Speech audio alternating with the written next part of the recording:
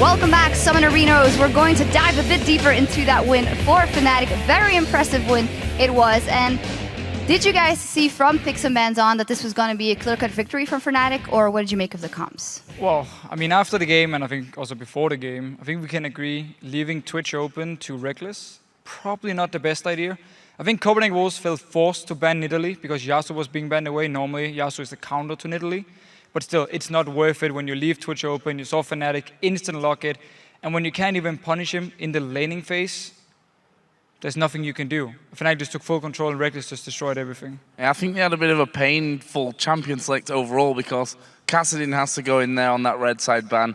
We've seen that the Wolves have constantly banned out Nidalee, even without the Yasuo gone as well. But with the Yasuo ban, they were definitely forced to do that, and then your pickings are kind of slim when you go from that. That was already the first blow of the game, I think, for the Wolves.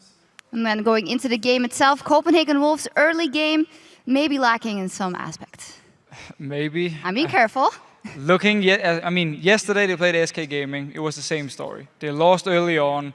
There was a lane swap they lost on, but still they lost the early game. Pretty much every single lane fell behind, and then it got destroyed in, I believe, 27 minutes or something. Fnatic here also just completely destroying Copenhagen Wolves. There's clearly some issues when it comes to the laning phase, and also when it comes to the matchups between the champions they play.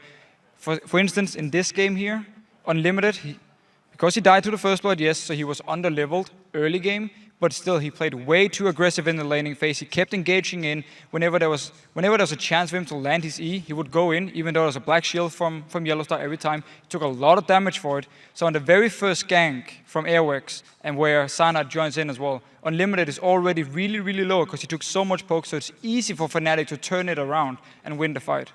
I think it's really scary, actually, from the Copenhagen Wolves side. If we look at the game that they won, they were actually behind from the laning phase in that one as well. In fact, there's only been one game where they were ahead in the laning phase. That was against Alliance, which, of course, Alliance hung on to and kind of slipped back into that one. And the fact is that if you are losing constantly early game, some teams might let that slip away. But we've already seen against two of the stronger teams here, SK and Fnatic, that they just walk straight over them in less than 30 minutes. So that is actually something we've seen in the Spring Split as well. They would let those games go late game. So maybe a little bit of a cheeky question. How much is related to changing to players and having to build those up again? And how much may be related to the players that are still there and maybe can't level up accordingly? Well, if you look at the Copenhagen Wolves lineup from last split, it was often early game, it was built all around Amazing. He had to do the plays, he had to set up the ganks. Now, of course, they have a new jungler. He still needs to get synergy with the team. He needs to feel how it is to play on the stage, how it is to play against all these teams here on the really serious and professional level. So, of course, he's going to need some time to have the same impact as Amazing had. That's going to be a big part in the early game, because if you look at the laners, Youngbuck and Kautat were never people to just win the lane by themselves. They would always rely on Amazing to come in, set up a gank. They wouldn't lose the lane, but they wouldn't win it. So now they have the issue here, if the jungler falls behind for them, the entire team just falls behind. Yeah, and that's, as you said, just going to take time for them. It's not something that you can just have overnight there. You replace your jungler at such a key element, and especially in a team that plays like they do, like you said, with the solo laners, never really completely outplaying their opponent, but as you rightly pointed out as well, never really losing it. Very solid, but never kind of wavering from that level. It means that if you want to win, the jungler has to be involved, and clearly they've not quite got that down yet. Yeah, and Fnatic looked really good, but we'll have to see what they can do versus Roccat later. As for now, though, we're about to head back to Demon and Quickshot to get into the next match. But first, Millennium's Kevin believes that they have identified their problems from the last split and explains why he feels that the team has a shot at Worlds. I think the main reason why we weren't on top in the Spring Split, our rotations and our late game to finish out games was really bad because we kind of didn't know how to move. We just do a lot more theory, I think, which will help us to reach our goal. If we can fix that, then I see us going to a championship event. Well, some big words. Millennium going to the World Championships. We'll see if it happens. Kevin, confident. They've started pretty well. I think the games that we've seen from Millennium, it is a far stronger team than during the Spring Split. Well, it is time for our third game of the day as Millennium will be taking on Gambit Gaming. During the spring split, Millennium were completely shut out by Gambit, losing all 4 matches against them. So they certainly have a tough task ahead of them, especially because their confidence might be shaken after the loss to the Copenhagen Wolves yesterday. Yeah, so considering that Millennium had a very big lead, it was the Wolves that managed to bounce back and find perfect team fights to defeat Millennium. But like I said, you can't deny the fact that they were in a good position. They had a very real chance of winning the game. This is Millennium, of course. I'm still impressed by Millennium's individual play and from the whole team. I think their general level 1 strategies are good. Their laning phrase, macro strategy is locked down. Their swaps, their decision making. But unfortunately, their mid to late game decision is still shaky, and they're not the best at closing games out. I do want to give some props to Kevin, just for more solid play throughout the first week of the summer split. Yesterday on Shyvana, he really did perform well. He ended 11-6-14 on the Dragon Lady, but it wasn't enough of a performance to help his team win. Well, Gambit lost their match against Alliance earlier today, although they weren't defeated as badly as they were in their match against Roccat. However, they simply lost every major team fight, and their team composition had very little innate synergy. Yeah, so from the pick and ban phase, it seemed very odd to me because Gambit put together a list of champions that needed a lot of time to scale, and they never really synergized 100%, nor were they given a chance to scale, because Alliance actually was very aggressive and constantly in their face. You have to highlight Darian. He first picked Jax. He was caught out of position. He ate far too many Dark Bindings.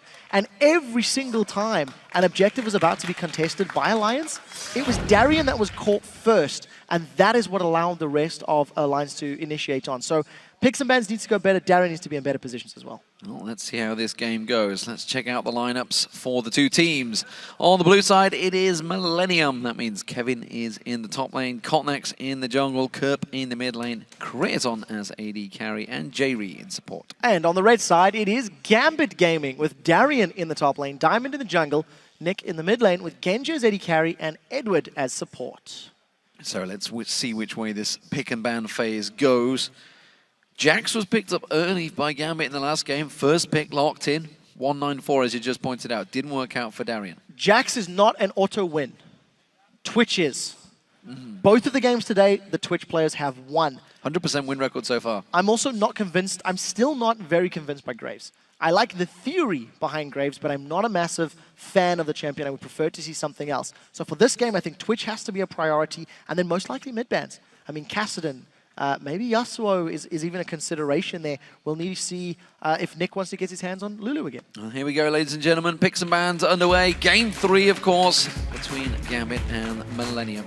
So Millennium on the blue side this time around will take that KO away from Nick. I don't think he's going to get to play that again, sadly, for him. He had a great game on it earlier yesterday. Thresh being taken away. Jayri, big favorite for him, and Yasuo as well for Nick. I don't think Edward's playing Thresh anymore. I'm going to go out in the limb. 3 out of 4 Gambit games, they banned Thresh. And when you have a player like Edward on your team, I find that very surprising. He loves Gragas. Of course, he's in love with the big man. He's doing great work with him. But I do want to highlight that it's not something we're seeing every other team doing. So it is a nose. But it is absolutely a champion Jayri plays. Twitch was banned out, so keeping that rhythm going. Pick or ban to see how close that is to 100%. May well be on the mark. Kassadin taken away from Nick, and Jax is the final ban this time around. It leaves Elise open for Kotnex. Yes, but this is why you don't ban Kassadin as your first ban on red side. If you go towards the end, you open the opportunity to your opponents banning him out. Kassadin is not associated with blue side banning, and it's something that I like to see and I've been complaining about all weekend long. It's finally happening. I think teams need to cotton on to that fact.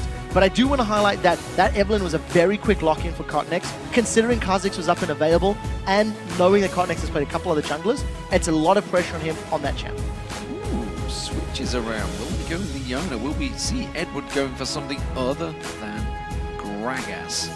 It's been hit and miss, honestly. He hasn't really had a chance to shine too heavily on it. I actually think Edward's performances have been solid, because every time I've seen it, there have been team fights where Edward has saved his teammates by the disruption of the explosive cask. I have not seen it used super successfully in terms of a lot of aggressive engages, but there's been a lot of resets that have done well. So I quite like it as a disengaged champion. Leona is the exact opposite. Throw your solar flare, commit, find the kills, and that's what it looks like he wants to do. Yeah, going for that one alongside Lucian, who continues to be 92.9% pick. 13 out of 14 so far. Crazy, crazy pick stats for Lucian. Kerp, what will he go with? I know a lot of people with him in the fantasy team now will be keeping their eyes on that one. It will be LeBlanc. It is a heavy burst champion, and well, Kevin will be very happy the fact that he's got Aurelia. Comfortable pick. Kevin sticking to his bruises. I really like Kevin on bruises, and he tends to perform very solidly. Aurelia play has been somewhat hit and miss this week. We've had some very good performances and some pretty average ones. But it also tells you that I think Kevin's going to be more focused on the team this time around. Yesterday when he played Shyvana, he was a little more split push heavy. He was trying to focus down the side lanes and get control of the map against the Copenhagen Wolves. With Aurelia, she can still do that, of course, but I get the instincts of the feelings that he wants to be a little more with his team. Syndra currently being considered. Of course, Nidalee is available if you wanted to go with it. Didn't work out well for him in game 1 of the Super Week for Gambit. Trundle being the second consideration for Darian in that top lane. Syndra will get locked in. I believe this is the first Syndra of the European Summer Split. It is. And it's another new champion for Nick. Another, champion we haven't seen him perform on. We need to see how it works. If you look at the comp, you've got a lot of multi-target stuns. Solar Flare can lock people up for a long time. The possibility for Syndra to use Scatter the Weak and lock people up for a long time. That could be 2-3-man stuns over and over. And if you layer those with a Trundle pillar, it just makes landing those skill shots even easier. So I quite like the combination. You've got burst damage, you've got disengage, you've got engage. So Gambit are putting together a much more balanced team comp than they did previously. And Jerry toying with his signature Blitzcrank. He's flicking between it often, but I don't think he'll get one. Yeah, big smile on his face. Not going to happen though. Instead, it will be that Morgana lock-in, one of the most popular supports, I think it's safe to say, throughout the Summer Super Week so far. Graves again, as you mentioned, being considered, and it will get locked in. Graves, very popular among the AD carries. We haven't seen Jinx, so Jinx has moved away. Lucian was taken off the table, and it feels like teams have moved away from Caitlyn. We've not seen a lot of Caitlyn. I believe Genja played one game with her earlier, but in contrast to the spring split, Caitlyn is nowhere near on the roadmap. The final lock-in was Diamond's Kha'Zix. He was hovering over that early on, but I think for Millennium, they've got somewhat of a disjointed composition here. Irelia, LeBlanc, Eve, they do want to jump in your face, they do want to blow you up, and there's Morgana there for peel if anybody jumps onto Creatine. But because Creatine is such short range, he needs to get past a Trundle pillar, past Kha'Zix, past Syndra, and past Leona if he wants to get any damage on the squishy. So it's going to be interesting to see how these team fights play out. A lot of pressure on Kerp and Cottonex to find kills and to come in from the side and blow up Diamond when he doesn't have the damage reduction in his ultimate form, and ideally pushing Syndra out as well. There are the teams. We'll see how it works out for them. Millennium facing off against Gambit. What do you make of it overall? I prefer the balance of Gambit's team composition. I think they can do more things, and on the assumption Nick is landing his Scatter the Weaks and blowing people up with Unleashed Power, his performance will hinge whether they win the team fights, but they sure as hell have the tools to do it. Well, playing Syndra, everything hinges on you, that's for sure. Let's take a look once more at your votes on LOLesports.com, where you've picked Gambit, 56%. That's definitely a lot closer than you would have thought it would be, because Millennium have put in some good numbers so far in the Super Week. And of course, the way Gambit just got manhandled by Alliance earlier in the day, that's definitely going to waver viewer confidence. Yeah, Gambit got a couple of objectives on the board, but they were bullied. They didn't win a solid team fight at all. And they had a lot of champions that had a lot of damage. For this game, I actually think they have all of the answers to deal with Millennium. But they need to make it work. They need to land those Solar Flares, they need to land those Scatter the Weeks. As long as they make it work, I think they can beat Millennium. Well, here we go, ladies and gentlemen. Game 3 of Super Weeks Day 3. In the European LCS studios, live in Cologne, Germany. Millennium, can they go 3-1 in Super Week? It would be a dream start for them, I feel, as the blue team up against Gambit, who could, despite their early and somewhat problematic issues, could go 2-2 this week. Could. I mean, they've got got this game to prove themselves.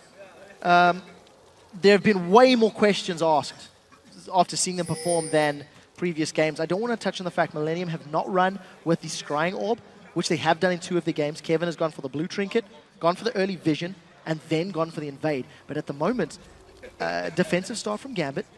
If a Dark Binding connects, maybe Diamond's in trouble, but I don't think it will. It's a quick early ward as well in their own red buff. They see Diamond. They know the fact that Gambit haven't gone towards their own red buff right now. They will put the ward down. Actually, there's a double ward placed down there, up around the top red and in the bush, and they've got full vision. They're going to back off. So that's very reminiscent of what Fnatic did. They got some vision down, and then they were able to continue moving around their opponent's jungle and find kills also with Dark Binding. With Morgana Dark Bindings. This time, Millennium have played it safe. They just want the information. They want the knowledge of where Diamond is. And they did see him walk through their red buff. I believe he walked over the ward. It does look like Diamond's backed out, though. Yeah, he did walk around there. Got himself a ward down in towards there and immediately backed out. So, it looks like it will be some fairly even starts. You can see both duo lanes heading down towards the bottom. It will be a top 1v1 up there. So standard meta starts from both of these teams. Yeah, standard starts. Part of the reason that Graves is picked into Lucian is because he can trade with him in lane. Thanks to the tankiness of Graves and the buckshot damage early on, he can actually do pretty well. But he does just need to be a little careful of being caught by Leona. The poke and the burst damage is quite hard. And in terms of the Irelia versus Trundle matchup, as long as Kevin maintains control of his mana, he's got a little more damage and a little more on-hit sustain, whereas Trundle will be relying on those minions dying to get HP back with his passive. Eddie trying to land that shield on them, trying to get the explosion down, but Jerry instead, with that Spell Thief's Edge, will get some poke on towards Edward. Keep that gold stacking in his favor. Pokes continuing. Eddie again, just on that level 1, desperately trying to get that shield onto Jerry, but he's not falling for it, steps away, and Creaton actually putting some good damage down on Genja, despite the fact Genja starting with the early CS lead. Yeah, it's a non-traditional level 1 start in that Leona for the Eclipse. Getting caught by Dark Binding, that's a lot of damage. Early level 2, of course, we see Connex coming around the side. Eddie's gone deep on this one, may have to flash away, has got Ignite available himself. J-Reed's going to come in towards it, puts some more damage down, but the Dark Binding, was not available because he used it at the start of the fight. Yeah, and of course, Connex was quite smart there. He could have flashed to try stick to Edward, but because Dark Binding wouldn't root Eddie in place, Eddie could just counter flash himself. So as opposed to wasting the summoner spell, backed away and played that one safe. If Kerp goes aggro on Nick, he's going to take some damage. Quickly distorts away. Straight away, he got stunned up. It's not going to be enough though. We'll step away from that one. Diamond instead will take a little bit of lane action. I actually think that's a positive sign, seeing Nick line up his Scatter the Weak, because you can predict when Kerp is going to go back to that distortion. The moment he returns to his original, jumping point, you can lock him up. Now, Diamond with some support of Darien is going to be counter-jungling away the Wolf Camp. Blue buff was obviously taken away, but it will give Gambit time on it, as they've revealed the objective on Vision. So once it respawns, they'll be well aware of it being up and down. And Darien, happy to farm, happy to counter-jungle rather, instead of staying in lane against Kevin. Yeah, using the buddy system, happy to let the minion wave be pushed in. Kevin instead, keeping that lane frozen in the mid, may actually find himself in a little touch of trouble here. Ping goes down as they step straight on top of Kevin. Yeah, Kevin had full vision of that one. Into this time round, eating a few more of those Dark Bindings if he wants to. A very big minion wave under the tower. Actually farming them up very effectively there. He just missed 1 or 2 of those CS. But the poke and the punishment is definitely in favor of Millennium. It is what you expect with that Leona. Kerp sidestep. Oh, nice sidestep there. Connex is going to come in. Good stun down on towards him. Flashes away. The Ignite down. First blood comes in. It's Connex that takes it. I retract the sidestep. It was the Scatter the Weak. Because of Kerp jumping forward, it wasn't the ball that connected with Kerp to stun him up. Diamond, he wants Connex. He's going to try and jump in. He's gone deep. He's going to wave at minions. He may pay the price. He's going to get stunned up. The minions alone will do the damage. And Kerp picks himself up a kill for himself. I don't think that's worth it because of the fact that Kerp now has red buff. Kerp has got a kill in reply to Diamond's kill, which just means Kerp has the additional gold and the additional buff to deal with Nick. So Kerp now is a level 1. He's got a Phoenix Codex picked up. He's going to return to lane and make Nick's life so incredibly difficult. That Scatter the Weak actually pushed Kerp just out of range of that ball to prevent him being stunned and allowed him to continue the chase and actually get that kill and assist on the board. So, AD carries have actually both backed off. You can see double Dorans for Genja. He's now back in lane, getting that farm continuing to go. Creaton went for the Vampiric Scepter, so had that touch more gold as he went back. Kurt back in lane as well, got himself the book. It is the Fiendish Codex, of course. Oh, I was just wondering if he was going to maybe go aggressive on Nick, having a little look towards it, that's for sure. Nick's going to have to be a little bit more careful now. Got himself a double Doran's ring, but you can see the burst damage already that Fiendish Codex is doing on Nick. And every time Kerp goes in for those trades, he's going to have that on-hit slow and the true damage from the red buff. I mean, it's such a good position for Kerp to be in, but he's got a window of opportunity to make it work. Now, Diamond is moving to gank in this bottom lane, and we'll see if he can go in. Eddie already went in, actually, so CC. Yeah, that was a really bad gank, honestly. Eddie pulled the trigger a little too early, so maybe saw the opportunity for it. Diamond's ganks thus far have been a little awkward. You know, he's very early one in the mid lane, the jump was a bit off. This particular event, it was mistimed. Edward and Genja went in, I think, before Diamond was even in range, so that's probably a miscommunication call or a miscommunication problem. But they need to sort that out. And it's an interesting problem because I still actually don't know who makes the calls in that team. Whether it was Alex, maybe, who knows? Whether Diamond is now making the calls. Whether basically every Darion's going to be calling help me right now. I don't think Darian calls that. I think he just dies. It's a possibility. Is he going to get away? The ultimate's not there! And Darian again, with that ultimate run-in, just strolls on out of there. Kevin had only just got his ultimate, sorry. Oh, J-Reed, Black Shield, is going to stop Eddie in his tracks. Very important, the flash and the subjugate gave him the armor and MR as well as the HP regen to survive that particular little gank, but now he's got no flash.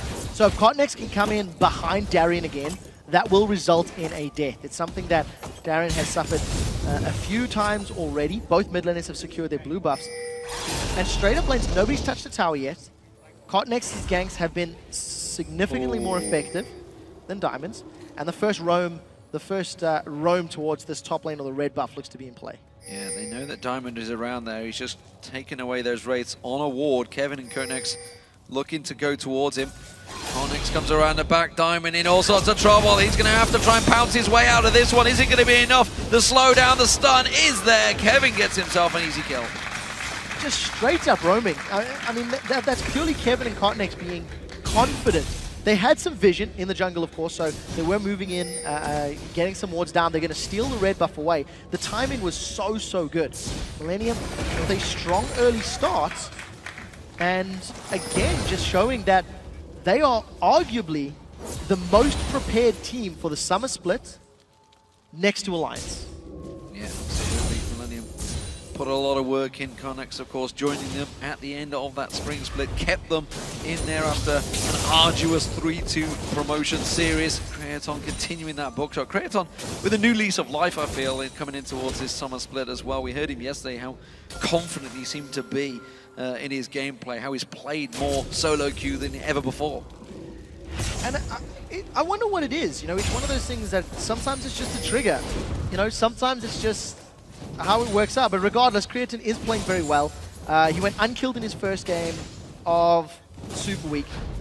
Had some very good stats during the course of yesterday, holding even in the Lucian versus Leona lane. But now all of a sudden, Edward and Genja have the tools to play with. There's a solar flare up for Eddie if he wants to go in. There's the culling from Genja. He's going to get it away from hitting those minions. So Creaton didn't take a great burst of damage. He has got that collateral damage of his own available.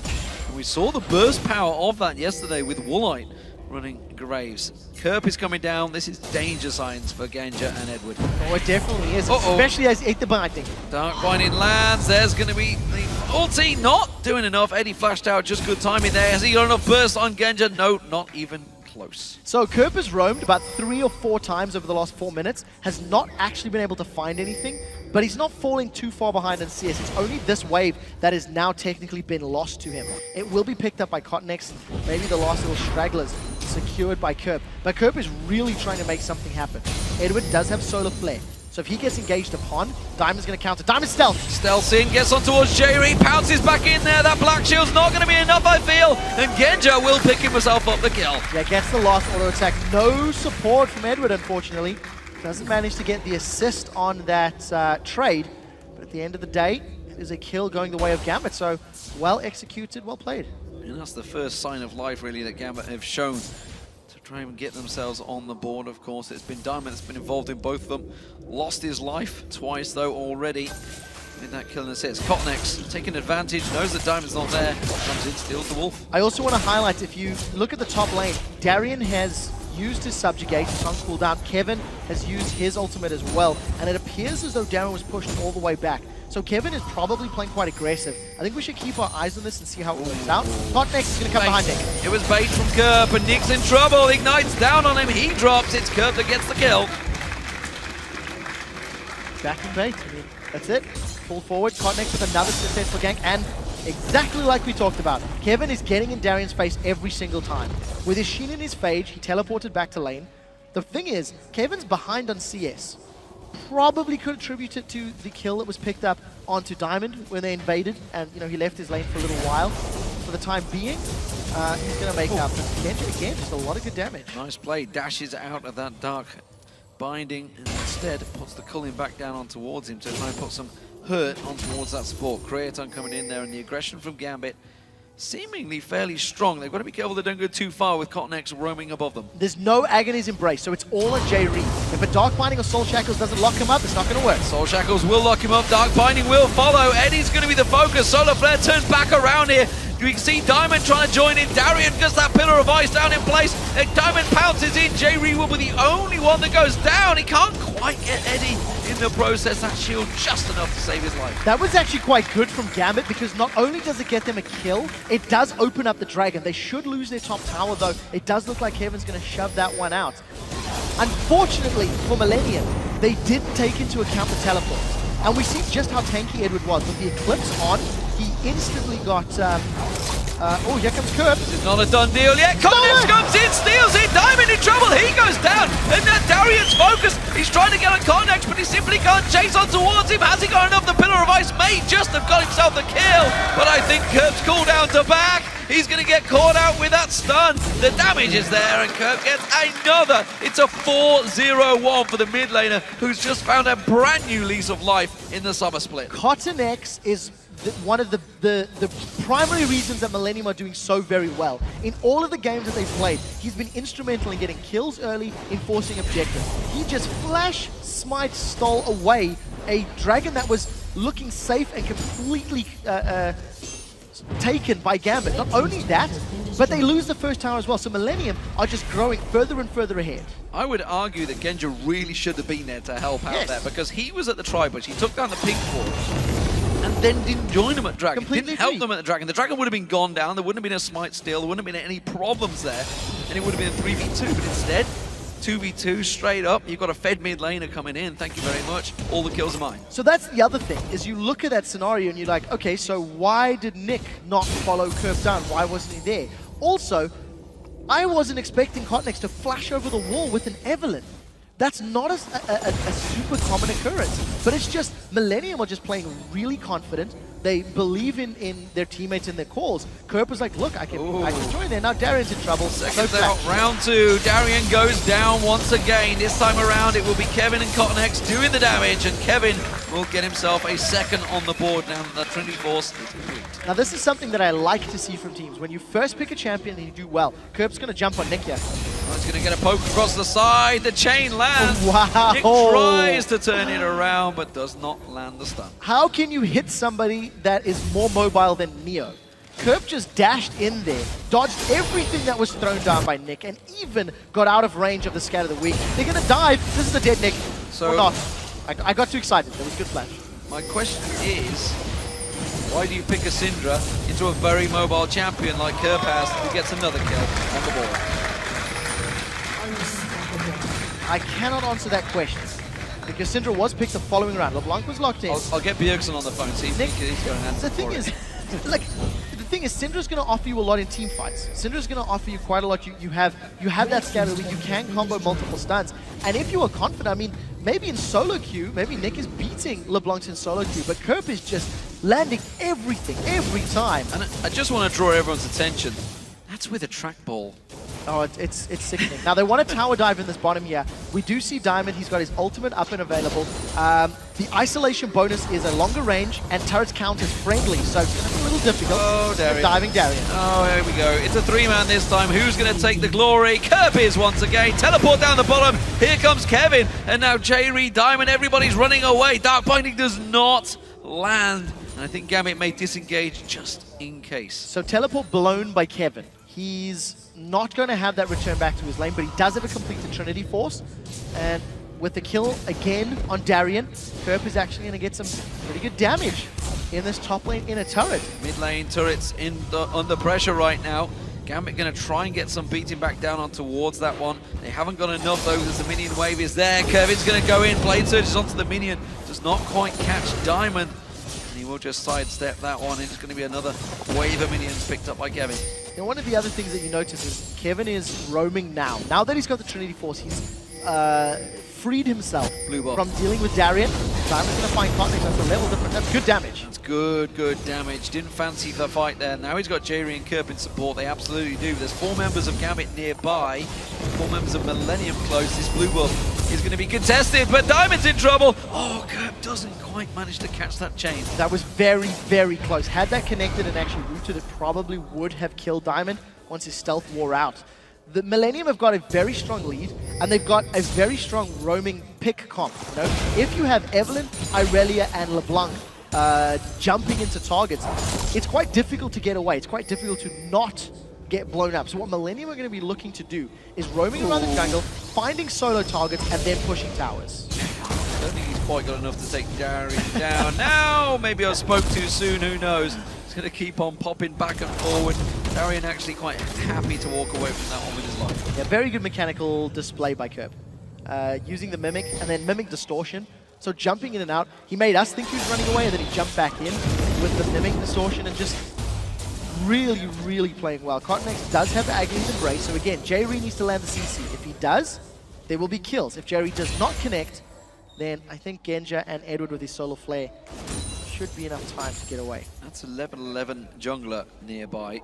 Eddie and Genja have some problems here. Pink ward goes down, J-Re will clear that coverage.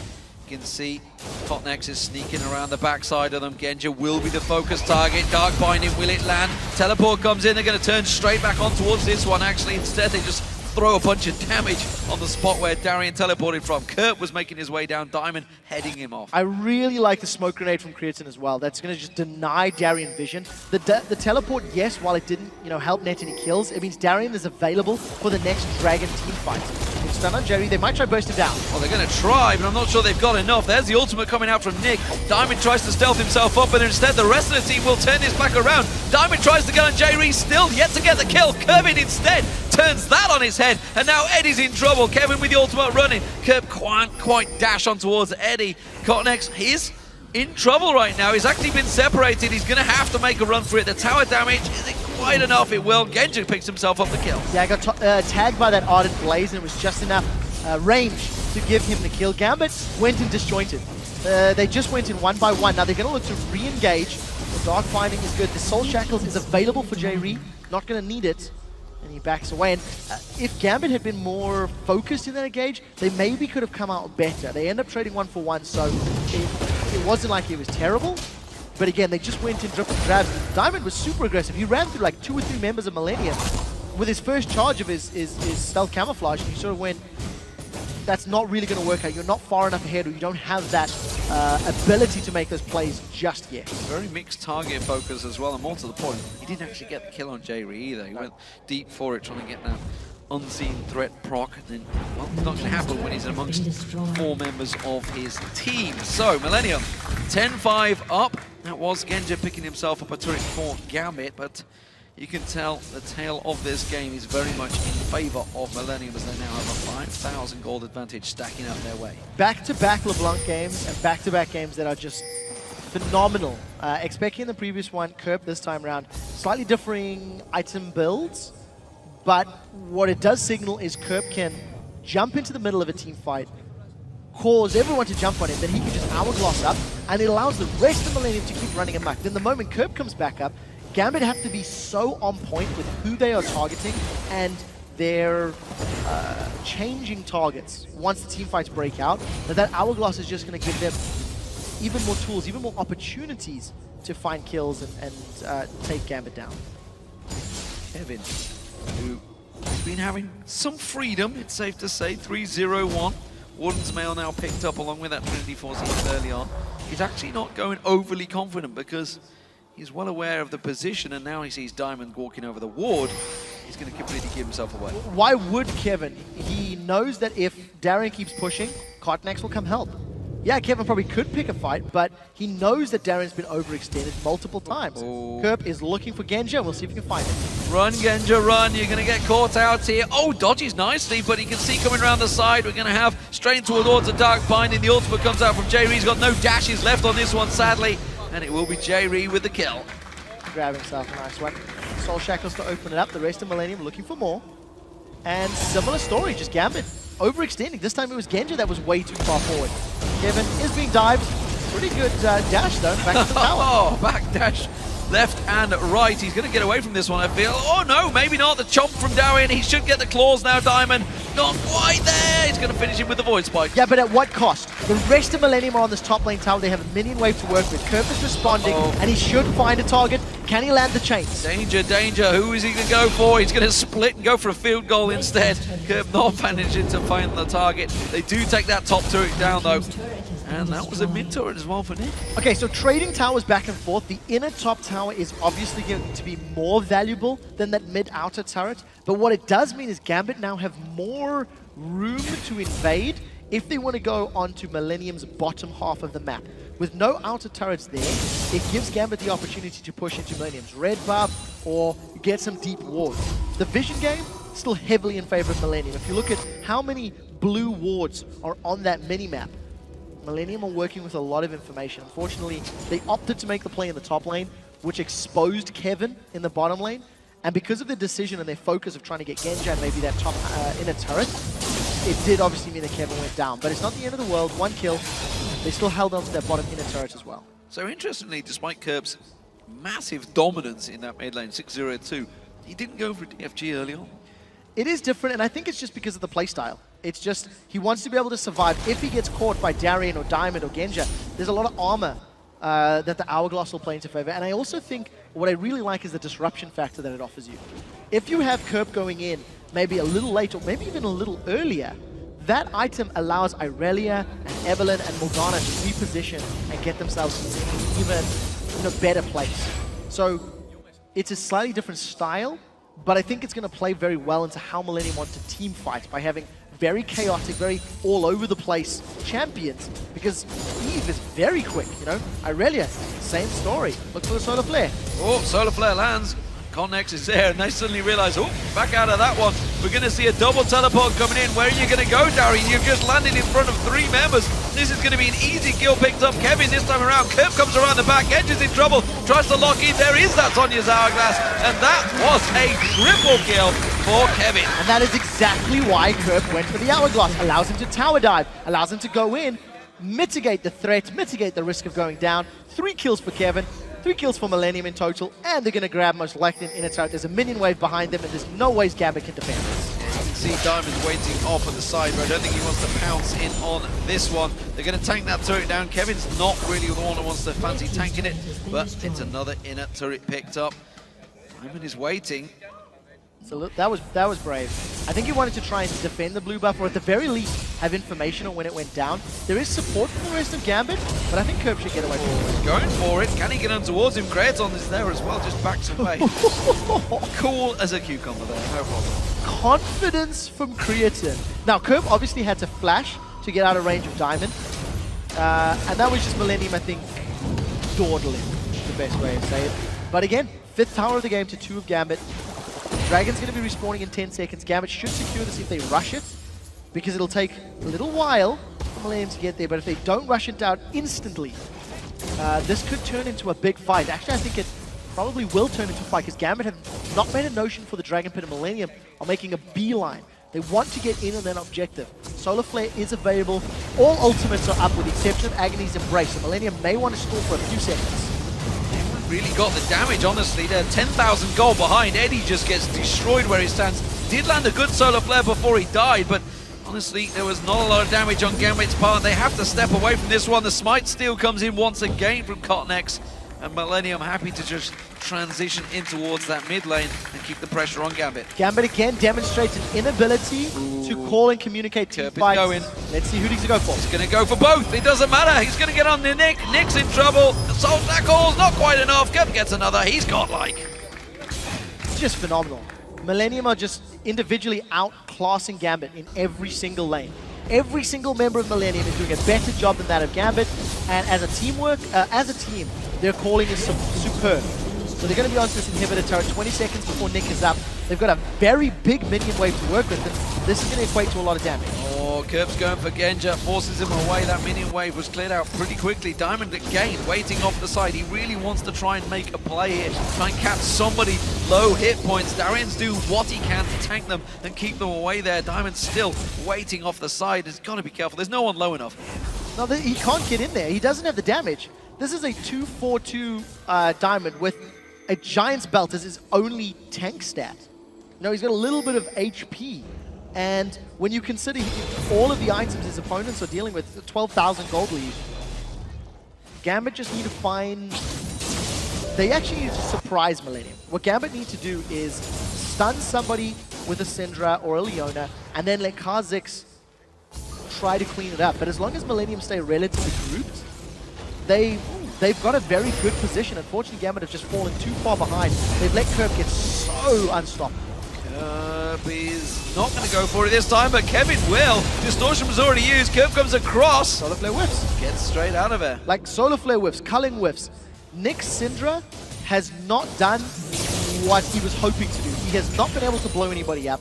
We've not seen any of those scatter the weak stuns that I was talking about. And what has also happened is Gambit fell behind individually in the lanes too early on. So even though their team may have the tools to have a better team fight in a straight up 5v5, Millennium's not giving them that chance. Millennium's finding a kill, finding a pick. Go back to that dragon fight. Edward was overextended. He was in front of his team. The rest of Gambit were on the dragon. Edward got soloed out, zoned out, killed. And all of a sudden it's a 5v4 and Millennium can just run you down. This is something Millennium keep doing. They find a way to isolate a target, kill him, and then go for the rest. Compare and contrast Nick's Syndra to the last one we saw, of course, which was an All-Stars, which was run by Shi Young, was simply immaculate, honestly. Diamond's going to jump away. Eddie's caught out once again. Collateral damage is going to be not Paul, but didn't do enough on Eddie. Not this time around, I'm afraid. But no execution element to that, so the lower Edward's HP is doesn't make a difference, I'm afraid. Bloodthirster, as well as that Last Whisper, still doing work for Creatine, yet to die. Another very solid performance, and thanks to all the damage they put on Gambit. Gambit are looking to just go for a tower instead of contesting this Baron. They can't really win these team fights, and this is going to get risky. Look at that damage, that's a tank.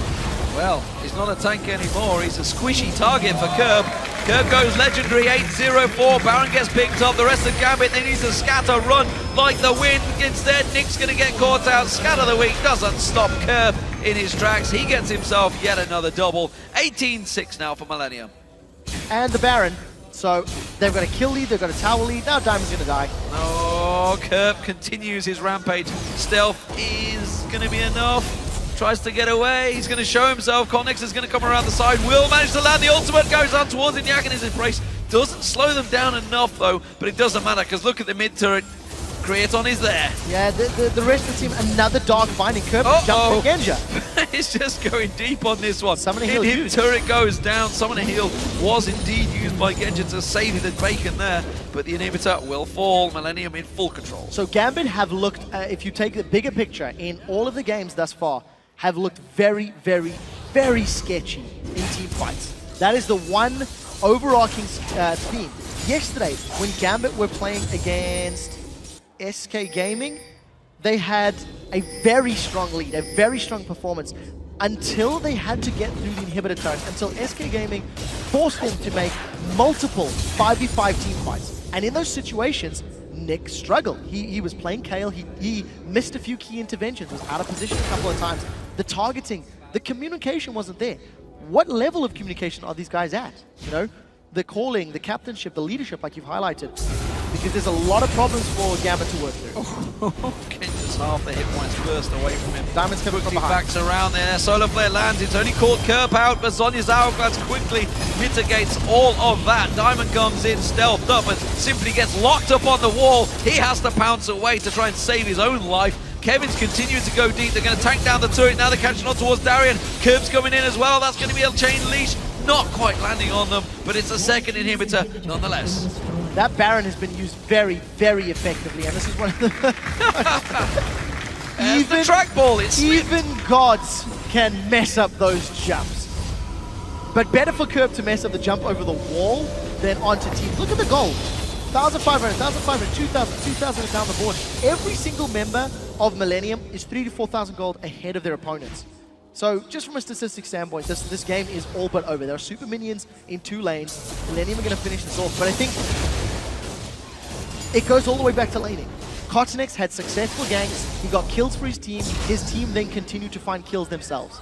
And that's what it boils down to. Gambit have just been outclassed. Yeah, Nick just got bullied out. Cottonex, like you said, came around. Well, as soon as that flash was burst, Kurt basically had free roam in the mid lane. Absolutely dominated it. That led Cottonex to just basically harass top and bottom and middle. We know Darian, he's going to get caught out now and again. But a 6-1-3 Aurelia, it's a dangerous thing to stop. A 9-0-4 LeBlanc, well, that's just unstoppable. Yeah, and the other problem is, of course, that it wasn't only Darian that was caught overextended. Genji was caught out in the top lane as well. So all props to Millennium for catching them, for taking advantage, you know, being in the right place at the right time. But in the same token, Gambit really can't afford to be pushing past the safety zone. So look at the super minions in the mini-map. I apologize, I made you look at the mini-map and then there was a dead bug. Single combination takes down Diamond. Well, once that starts happening, you know you're in trouble. Of course, they've just been back to spend all of that gold. Darian gets melted down by the rest of Millennium. That inhibitor turret will fall. They're going to run Gambit onto the fountain! Wow. Kerp now with so much damage, he can 3v1 them quite happily, distorting his way through the entire team. Final inhibitor falls, the Nexus turrets will follow, and Millennium in dominant form. They got 0 wins over Gambit in the spring split, but right here, they have looked impeccable with a fantastic victory, taking Gambit to 1-3 for the week, and it's a 3-1 Millennium, topping the table so far in the European LCS. Deserved, absolutely deserved. During our pregame, I said the one thing that I was still concerned about, is having my voice there. Getting emotional is about that Millennium struggled to close games out. You know, we've seen it against the Super Hockey. They really did have a tough time. But today, against Gambit, they had a monumental lead. Got Baron, got Towers, Tower Dog. It was just, they were fantastic. And this is a team that everybody that watches the European LCS needs to keep on their radar, because if this is the level they're playing at, everyone else has to pick up their game. Absolutely, some big numbers for you. 6-1-4 for Kevin in that top lane.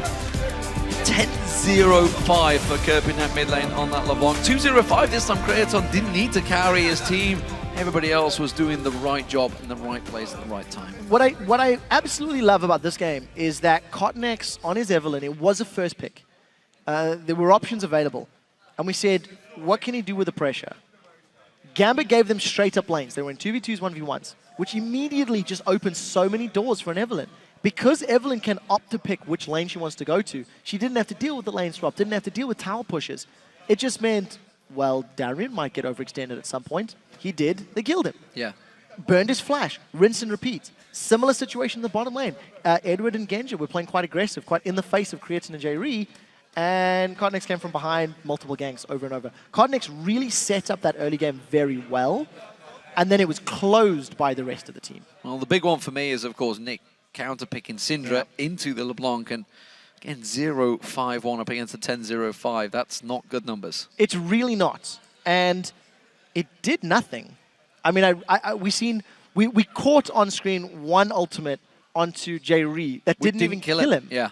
Didn't kill the support. That's a problem. That ultimate and the damage into J-Re then baited Diamond to run in solo. Not only individually did Gambit's members struggle, but as a team, the calling was also very off. The team fights, Dragon engages, went in drips and drabs. At one point, Gambit was starting a Dragon. Edward tried to peel for them, which was probably the right thing to do. But the rest of Gambit peeled off Dragon. The rest of Gambit moved away. It was only Darien that was still on it. So it was like, there is a very clear misalignment in the direction the team should be going in terms of when those objectives are on the table. So where do we see them stacking up? Millennium, of course, 3-1 top in the table. Can they go all the way? It's way too early to tell, but from week 1, Millennium and Alliance... 4 games in, it's looking good. End of week 1, Millennium and Alliance are no doubt the strongest teams in the European LCS. That's simple. Shox and Deficio are ready to talk to Millennium's Kevin after his 6-1-4 performance and Millennium's win. Thank you very much, D-Man. Congratulations is in order, I think. So 3-1 here over the course of the Super Weekend, just looking incredibly impressive. I'm just going to let you talk about this game very briefly because it was a very, very decisive victory for you guys. Yeah, so first of all, we wanted to ban Kaylee. We hate the champion, and we kind of don't want to play against the champion because, as you maybe noticed, Kerp is kind of assassin player, so Kaylee is kind of, yeah, is the counter to that. So yeah, from that we picked what we wanted to. We talked about that before, and we went into that really confident with our picks.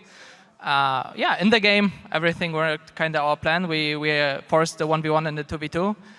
We got a fat Kerp, and that's always basically, you can tell him whatever in game, but he will do his own stuff and he will keep people then if he's fat.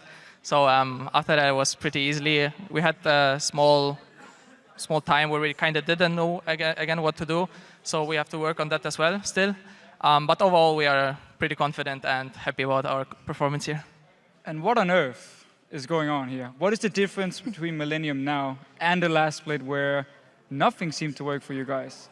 So yeah, last split, first of all, the first weeks for us were really bad because, not mainly, but of course it was a part that we didn't have the house. We had to move around Cologne and travel around here.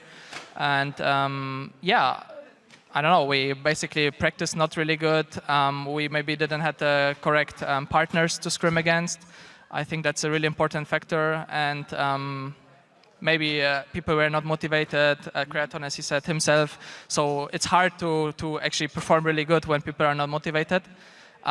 What changed to now is basically we are scrimming good teams, for example, Alliance a lot. So maybe our playstyles and our pick and bans and picks especially are similar. Aurelia was there. So. Exactly. And yeah, especially yesterday we had the same comp as Alliance versus Copenhagen. Sadly, we couldn't play it like them, but yeah. You talk about playstyle and you talk about the entire team, but you personally seem a lot more aggressive yesterday with that Shyvana going in. Have you noticed a shift in your own playstyle and the way you look at the game as well? So yeah, of course, when the team is confident, I feel as well more confident. I'm normally an aggressive player, but if the team isn't like at the same point in the game, like at the same level or something, then I'm kind of a bit of passive too, sadly. But right now I'm just like pulling out myself and I'm playing how I used to play and I love it. And who's actually making the calls now on Millennium? And I actually want to hear, before the game, who makes the strategies, and then in the game, who actually makes the calls? So before, we all kind of sit together and we do it by ourselves. We don't have an analyst yet. We're still looking for one because he has to match the players and the persons individually as well. So it's kind of hard a bit to find something for us. But we keep looking, and I think will help us a lot. But yeah, pick and bans, we do it. Calls, I actually try a lot to do early. I try to do calls early game, and I think it works out. Okay, good. It looks pretty good now. Yeah. So, but overall, we all do the calls. We all, if one person is kind of wrong, we will say that and just say, like, for example, I'm wrong. So Kerp will say, no, don't do it. We do this, and everyone is just following. So I think in that point we kind of do it really good right now. So I'm happy. Yeah, very impressive performance from Millennium across the board. Always nice to hear from you and always nice to hear from the people at home as well. And we've been checking out your answers on Twitter, where earlier today we asked you which European LCS player will be your MVP for Super Week and why. And here are just a few of your selections. The first one is from @HybridIX. Definitely it must be Jess's. He has really stepped up compared to the last season. That Kale yesterday was just epic. You guys hate Kale, and Jess's is very good at it. It's very good. He said on Twitter himself, actually, he really likes the new attack speed build with Hurricane. Hurricane because it reminds him of playing an AD carry, which he used to do before he joined SK. And in general, he looks confident. His laning phase is getting better. And the best thing for me is the fact that in the last split, it was Ziggs and Nidalee, like every single game whenever SK was winning. Now he's actually expanding the champion pool, and he's still winning with it. Yep, very nice to see. The second one is from @Mega-Ihovsky. Creaton, his mechanics are amazing right now. If he keeps this up, he is going to carry Millennium this split, and he has had a really great showing already, Kevin. Yeah, so his motivation is up again. He's playing 10 hours a day, and that's what I like about him. Like when he's passionate about the game, he'll perform awesome, and we'll be the king on the field. So I hope he keeps the motivation. We will, as a team, try everything to keep his motivation up as well, because he's such an important factor for the team in-game, but outside of the game as well. Talking about important factors in the game, the last tweet is from @BLBanterFanter. Curb for MVP, the fish, the bombs, the fantasy points, the plays. Absolutely. Yeah, so Curb is kind of Mysterium. I think everyone kind of sees that, but if he's rolling in game and if he gets 1-2 kills, he will just snowball, and yeah, like he will just destroy the enemy team if he gets the chance to, as we just saw here. Yeah, Curb, Mysterium, but a beast. And you can really see this is now his second split as a mid laner. Last split, he went from top lane down to mid lane. Still needed to practice a little bit. Now he just looks absolutely fantastic. Absolutely, the entire team, actually. And you guys at home, thank you for sending those to us. And remember, you can find us at LOL Esports, and be sure to use that LCS hashtag to join the conversation. It's time for us to take a quick break, but be ready to flash back because we're just moments away from Roccat versus Fnatic.